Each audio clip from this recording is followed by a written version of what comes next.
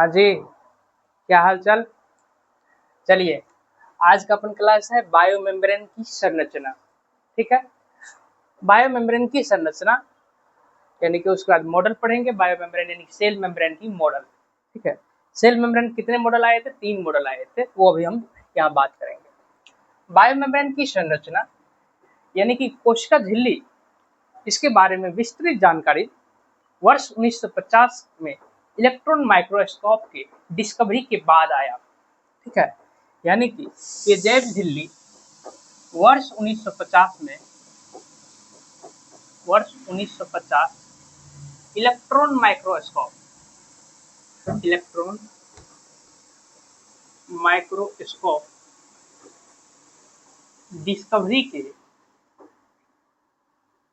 Discovery के बाद cell membrane की यानी कि कोशिका झिल्ली की सेल मेम्ब्रेन की विस्तृत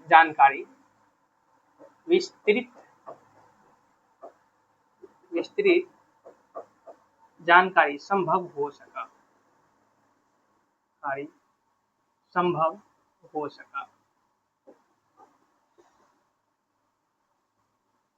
बायोमेम्ब्रेन की संरचना के बारे में जब इलेक्ट्रॉन माइक्रोस्कोप के डिस्कवर्ड 1950 में, ठीक है, 1950 में इलेक्ट्रॉन माइक्रोस्कोप में खोज हुआ तब हम सेल मेम्ब्रेन की विस्तृत जानकारी मिला।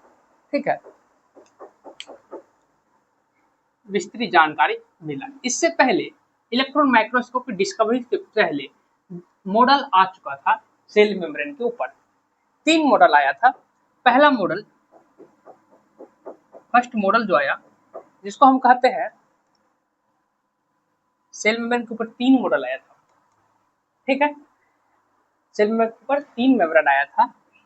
इसको सैंडविच या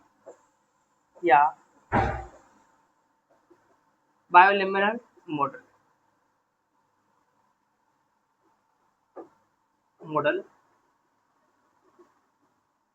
सैंडविच या ट्राइलेमिनर मॉडल।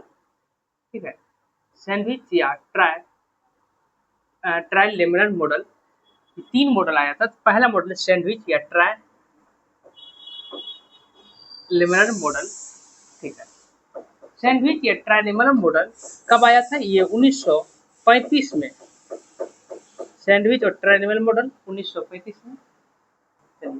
कितना? सैंडविच या ट्राइलेमिनर मॉडल जो 1935 में आया। किसने दिया था 1935 में? डेवसन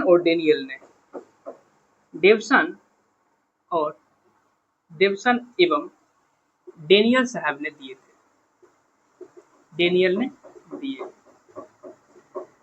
देखिए, डेवसन और डेनियल ने से बायोमेम्ब्रेन के ऊपर एक मॉडल दे चुका था जिसका नाम था सैंडविच या दूसरा नाम ट्राइलेमिनर मॉडल, जो कब दिया था? 1935 में। ठीक है, लेकिन इलेक्ट्रॉन माइक्रोस्कोप डिस्कवर्ड 1950 में हुआ। इसके फलस्वरूप दूसरा मॉडल आया विनिट मेम्ब्रेन मॉडल, यानी कि विनिट मेम्ब्रेन मॉडल। ठीक है, इसको बोलते हैं विनिट मेम्ब्रेन मॉडल, या इसी का दूसरा हिंदी में क्या बोलेंगे? इकाई कला या झिल्ली प्रारूप।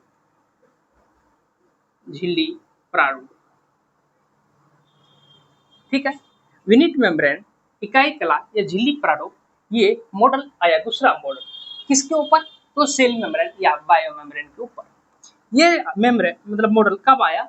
ये 1959 में, यानी कि 9 साल बाद, इलेक्ट्रॉन माइक्रोस्कोप के डिस्कवरी की 9 साल बाद ये 1959 में मॉडल आया।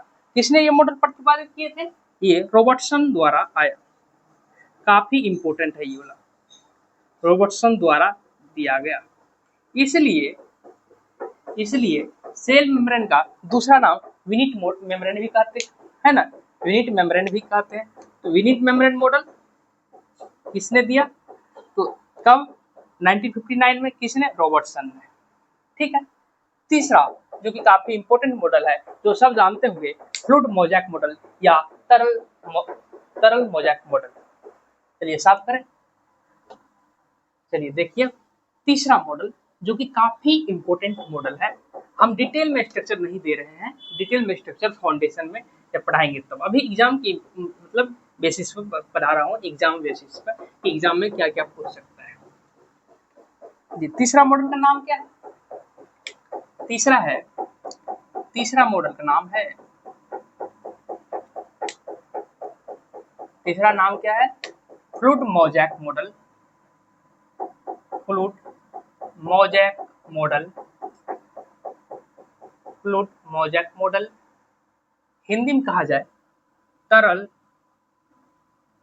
मोजैक, तरल मोजैक मॉडल। ठीक है, फ्लूइड मोजैक मॉडल या तरल मोजैक मॉडल। इसी का दूसरा नाम है गुलाब जामुन मॉडल, जो कि बहुतों को नहीं पता होगा। Gulab jamun model, gulab jamun model. यहाँ पर गुलाब जामुन किसको कहा? प्रोटीन को कहा गया। किसको कहा गया? प्रोटीन को कहा गया, जो कि आगे हम बता रहे हैं। ठीक, फ्लूइड मोजैक मॉडल या गुलाब जामुन मॉडल। ठीक है, समझ में आ रहा होगा। फ्लूइड मोजैक मॉडल या इसी का दूसरा नाम गुलाब जामुन मॉडल। ठीक है, हिंदी में कहा जाए तो तरल मोजैक मॉडल। ये किसने दिए? ये किसने प्रतिपादित किया? काफी इंपॉर्टेंट है, सिंगर और निकलसन ने। सिंगर और निकोलसन, इंग्लिश में ही लिख देता हूँ, निकोलसन। निकोलसन ने, सिंगर और निकोलसन ने कब? इन 1972, 1972 में। किसके द्वारा दिया गया? सिंगर और निकोलसन के द्वारा 1972 में। ठीक है, 1972 में सिंगर और निकोलसन ने इस मॉडल को दिया। ये मॉडल का क्या मतलब है? ये मॉडल सिंगर और निकोलसन 1972 में दिए। सबसे नवीनतम मॉडल, अभी तक का सबसे प्लाज्मा यानी कि मेम्ब्रेन यानी कि कोशिका झिल्ली पर सबसे नवीनतम मॉडल है और सर्वाधिक मान्यता प्राप्त मॉडल है। ये इस मॉडल को सबने माना, सबने एक्सेप्ट किया, बहुत सारे साइंटिस्ट एक्सेप्ट किया, क्योंकि इस मेम्ब्रेन में बताए गए प्रोटीन और फॉस्फोलिपिड के बारे में। ठीक है, तो सिंगर और निकोलसन ने 1972 में दिए। ठीक है, इसमें क्या था? सिंगर और निकोलसन ने 1972 में दिए सबसे नवीनतम एवं सर्वाधिक मान्यता प्राप्त मॉडल। ठीक है, देखिए काफी इंपॉर्टेंट ये नवीनतम। ठीक है, सर्वाधिक प्राप्त मान्यता प्राप्त मॉडल यानी कि मोस्ट एक्सेप्टेड मॉडल, इंग्लिश में लिख देता हूं, most accepted model, model of cell membrane. Cell membrane के ऊपर जितना भी मॉडल आया उसमें सबसे ज्यादा एक्सेप्टेड कौन है? यही मॉडल है फ्लूइड मोजैक मॉडल। ठीक है, इस मॉडल के हिसाब से, इस मॉडल के अनुसार क्या कहा गया? इस मॉडल के अनुसार कहा गया कि प्रोटीन जो है, प्रोटीन फॉस्फोलिपिड के समुद्र में प्रोटीन बर्फीली रूप में है, यानी कि जैसे गुलाब जामुन अपने वो रस में स्थित है गुलाब जामुन, उसी तरह यहाँ बताया गया है कि झिल्ली के अनुसार क्या कहा गया? इस झिल्ली के अनुसार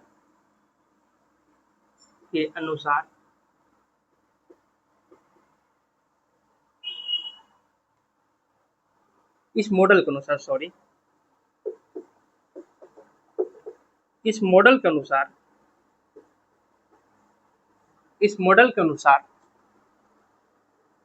ठीक है, फॉस्फोलिपिड, ये दूसरा,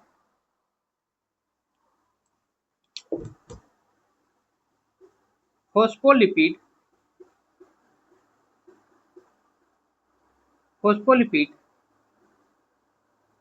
समुद्र में प्रोटीन प्रोटीन फॉस्फोलिपिड समुद्र में प्रोटीन रूपी बर्फीले द्वीप बर्फीले द्वीप यानी कहा कि फॉस्फोलिपिड तो बहुत है उसमें। फॉस्फोलिपिड यानी मान लीजिए जैसे गुलाब जामुन का जहाँ स्थित है गुलाब जामुन रस, ठीक है, फॉस्फोलिपिड उसमें प्रोटीन स्थित है। फॉस्फोलिपिड समुद्र में प्रोटीन रूपी बर्फीली द्वीप, इंग्लिश में protein iceberg in a phospholipid, protein iceberg in a phospholipid. Phospholipid में प्रोटीन स्थित है, ठीक है। क्या है? फॉस्फोलिपिड समुद्र में प्रोटीन रूपी बर्फीले द्वीप, protein iceberg in a sea of phospholipid, protein iceberg in a sea of phospholipid, in a sea of phospholipid, protein iceberg in a sea of phospholipid कहा गया, ठीक है। Protein iceberg in a sea of phospholipid कहा गया। जो क्या कहा? Protein iceberg in sea of phospholipid, phospholipid में प्रोटीन क्या है? स्थित है। अब प्रोटीन तैर रहा है, यानी कि प्रोटीन क्या है? तैर रहा है। कुछ प्रोटीन क्या होगा? आधा ऊपर होगा, आधा नीचे होगा। कुछ प्रोटीन क्या होगा? बहुत नीचे होगा, यानी कि समुद्र में। कुछ प्रोटीन का पार्ट थोड़ा सा ऊपर होगा। यही बताया गया कि फॉस्फोलिपिड समुद्र में, प्रोटीन बर्फीले द्वीप है, ठीक है। इसको लिखिए, आगे बढ़ते हैं। थोड़ा टाइम दे रहा हूँ, जल्दी जल्दी लिखिए।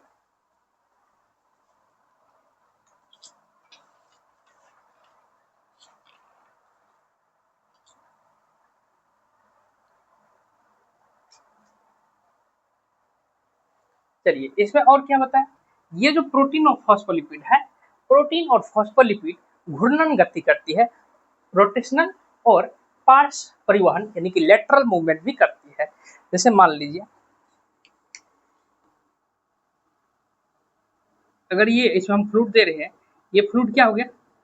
ये फ्लूइड फॉस्फोलिपिड, और इसमें मान लीजिए प्रोटीन है। कहीं प्रोटीन इधर तैर रहा, थोड़ा सा ऊपर है, इस तरह तैर रहा, इस तरह तैर रहा।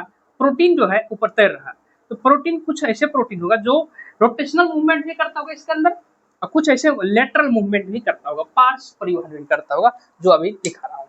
चलिए, साफ कर लिया। देखिए, इसमें क्वेश्चन मार्क कर देता हूँ, इंपोर्टेंट क्या है इसमें। काफी इंपोर्टेंट है फ्लूइड मोजाइक मॉडल, ये काफी इंपोर्टेंट है फ्लूइड मोजाइक मॉडल, ठीक है। एक क्वेश्चन बनेगा सिंगर और निकोलसन से, ये फ्लूइड मोजाइक मॉडल किसने प्रतिपादित किए? सिंगर और निकोलसन, फर्स्ट क्वेश्चन। दूसरा क्वेश्चन कब आया? 1972 में। तीसरा क्वेश्चन सर्वाधिक मान्यता प्राप्त मॉडल कौन सा? सेल मेंबर कुपर, ठीक है। चौथा इसमें कि फॉस्फोलिपिड समुद्र में प्रोटीन रूपी बर्फीली द्वीप, protein iceberg in sea of phospholipid. ये क्वेश्चन होगा या ऐसे भी पूछ देगा phospholipid iceberg in sea of protein, जो कि गलत होगा, ठीक है। ये थोड़ा ध्यान से स्टेटमेंट समझिएगा। चलिए आगे बढ़े, क्वेश्चन मार्क कर दिए हैं। चलिए आगे बढ़ते हैं। चलिए साफ करें।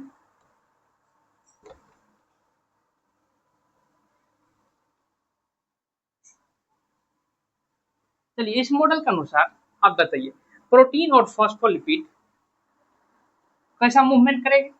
प्रोटीन और फॉस्फोलिपिड घूर्णन गति, रोटेशनल और पार्श्व परिवहन करती है, ठीक है। मॉडल था ना, मॉडल को रहने ही दो। चलो, अगला पॉइंट क्या है?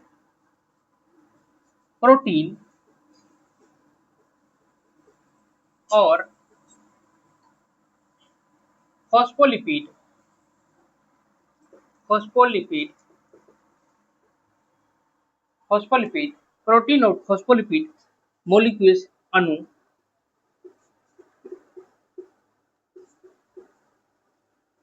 ठीक है। प्रोटीन और फॉस्फोलिपिड अणु घूर्णन गति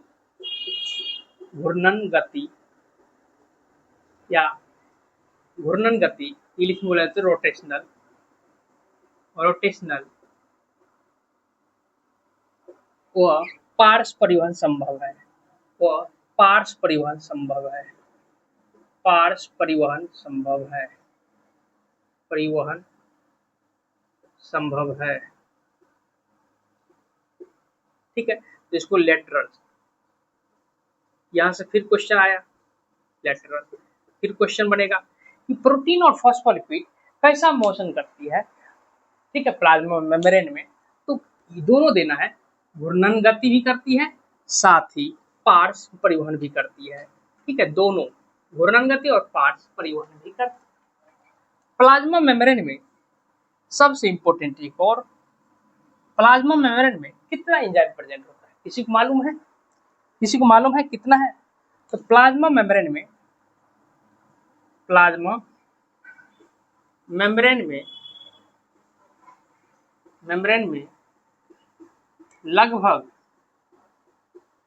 लगभग 30 टाइप का एंजाइम प्रेजेंट होती है, एंजाइम प्रेजेंट होती है,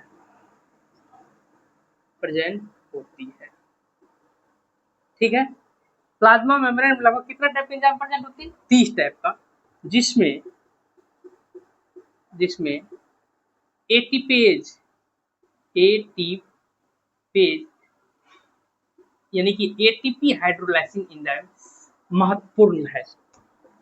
एटीपी हाइड्रोलाइसिंग एंजाइम महत्वपूर्ण है।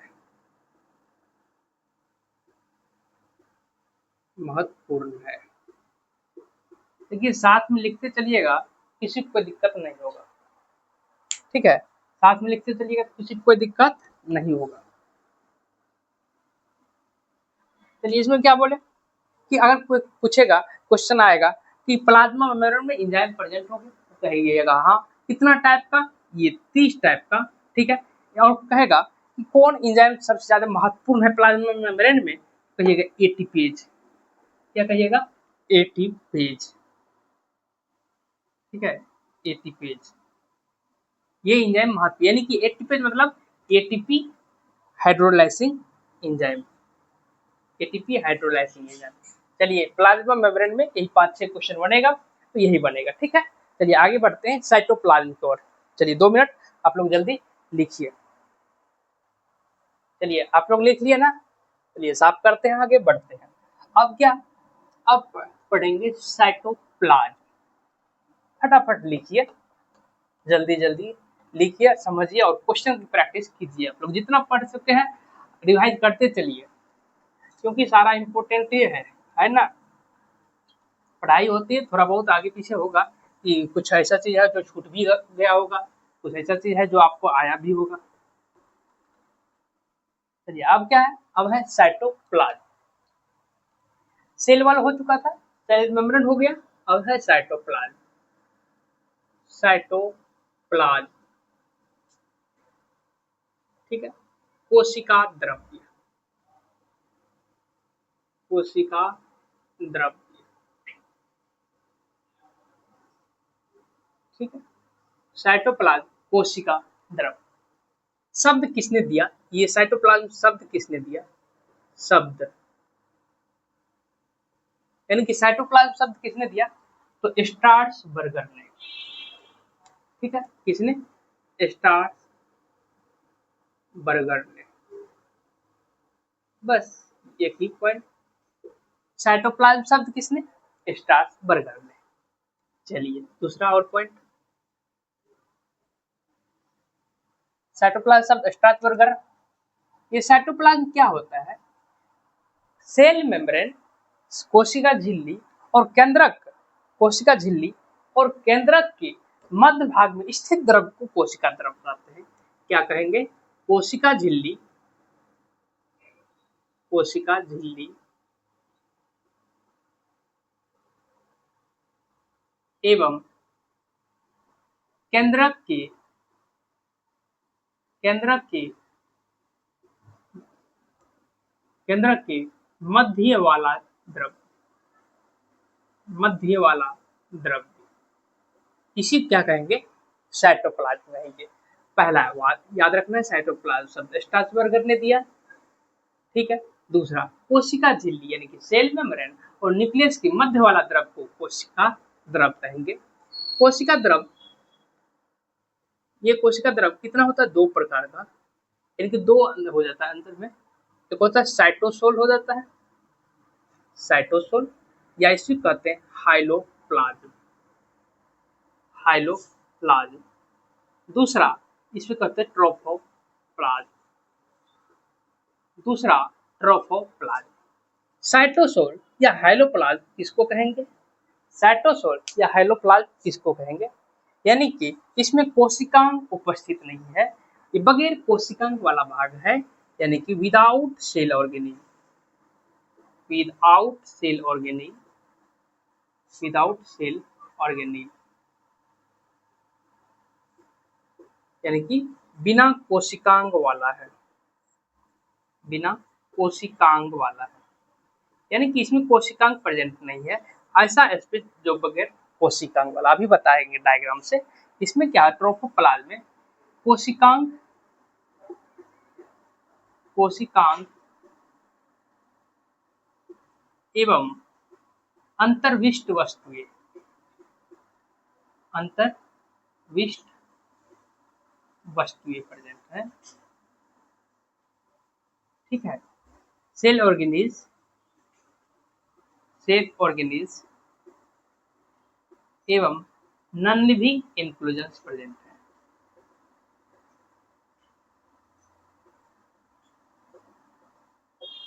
ठीक, सेल ऑर्गेनिज एवं नॉन लिविंग इंक्लूजन्स प्रेजेंट है। नहीं समझे? साइटोसोल या हाइलोप्लाज्म विदाउट सेल ऑर्गेनिज, बिना कोशिकांग वाला भाग, और इसमें कोशिकांग वाला भाग। चलिए कैसे एक डायग्राम ड्रॉ करते हैं, रफली एक डायग्राम मान लेते हैं।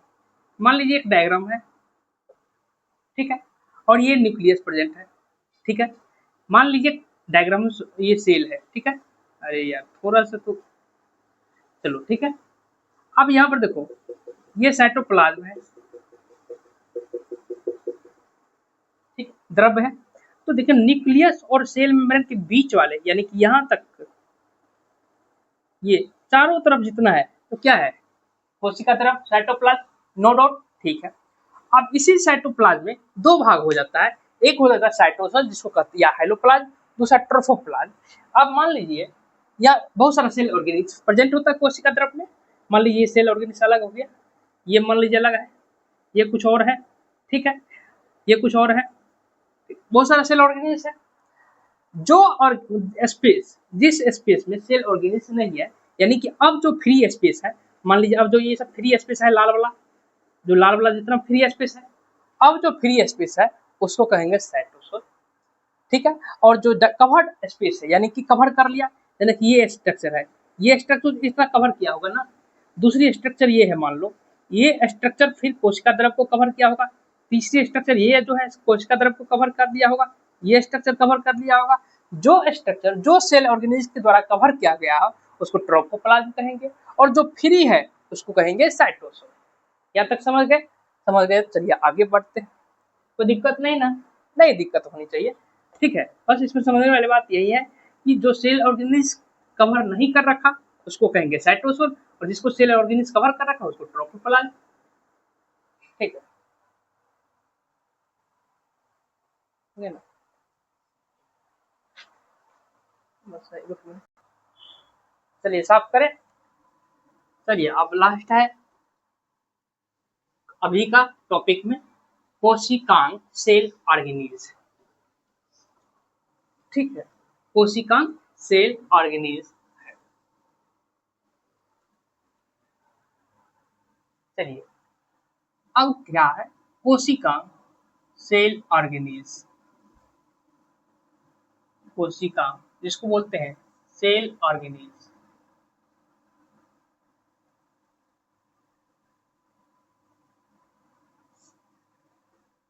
ठीक है, कोशिकांग सेल ऑर्गेनिज क्या होता है, अभी जो बताया साइटोप्लाज्म में स्थित, मतलब सजीव सक्रिय को कोशिकांग बोलते हैं। यानी कि कोशिकांग क्या होता है, साइटोप्लाज्म में, साइटोप्लाज्म में क्या होता है, साइटोप्लाज्म की अस्थायी व उपापचायी सक्रिय कोशिकांग किसको बोलेंगे, बस एक डेफिनेशन दे रहा हूँ छोटा सा, कि साइटोप्लाज्म की, साइटोप्लाज्म की, साइटोप्लाज्म की अस्थायी, अस्थायी व उपापचय सक्रिय उपापचय सक्रिय एवं जीवित कोशिका एवं जीवित संरचना को कोशिकांग कहते हैं। संरचना को कोशिकांग कहते हैं।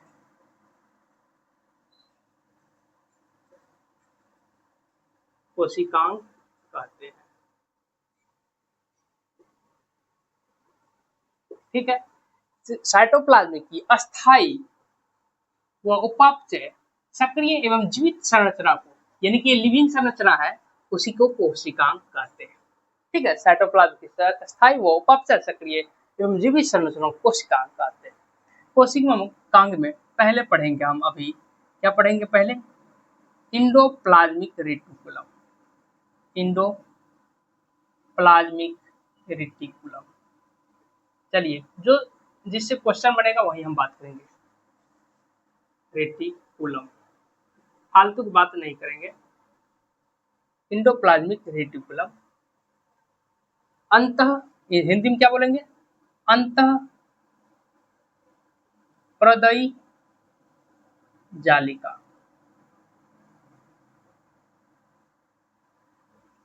ठीक है। ये कितना टाइप का होता है, कितना टाइप का, दो टाइप का होता है इंडोप्लाज्मिक रेटिकुलम। ठीक, दो टाइप का, बस यही बता रहा हूँ, दो टाइप का, टू टाइप का होता है।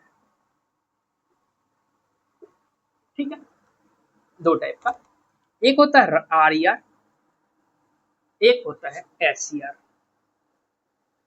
आरईआर का full form rough endoplasmic reticulum, rough ER direct दे दो आपकी तरफ, लिखिए इसका शॉर्ट फॉर्म क्या होता है, ईआर, ईआर होता है। ठीक है। और एसईआर का smooth endoplasmic reticulum, smooth endoplasmic reticulum. ठीक है, एसईआर और आरईआर। रफ, रफ क्यों है, क्योंकि इसके ऊपर ग्रेन्यूल्स नहीं प्रेजेंट है, कि ये वाला स्ट्रक्चर के ऊपर ग्रेन्यूल्स प्रेजेंट है तो रफ, इसके ऊपर ग्रेन्यूल्स नहीं प्रेजेंट है तो स्मूथ। ठीक है। आरईआर में, यानी कि इसमें ग्रेन्यूल्स प्रेजेंट है, ये वाला स्ट्रक्चर में क्या प्रेजेंट है, यानी कि कहेंगे ग्रेन्यूल्स क्या है, ग्रेन्यूल्स प्रेजेंट है, ग्रेन्यूल्स प्रेजेंट है, ग्रेन्यूल्स प्रेजेंट है तो रफ है, उबर खबर है, प्रेजेंट है तो उबर खबर है, यहाँ ग्रेन्यूल्स अब्सेंट है। विशेष स्ट्रक्चर की बात हम फाउंडेशन बैच में करेंगे। ग्रेन्यूल्स अब्सेंट है, ग्रेन्यूल्स अब्सेंट है तो स्मूथ है, चिकनी है सरफेस। ठीक है। ग्रेन्यूल्स प्रेजेंट है, उबर खबर प्रेजेंट है, यानी कि ये मोर स्टेबल स्ट्रक्चर हो जाती है, more stable structure, more stable structure. ठीक है। ये क्या होता है, लेस स्टेबल स्ट्रक्चर। ठीक है।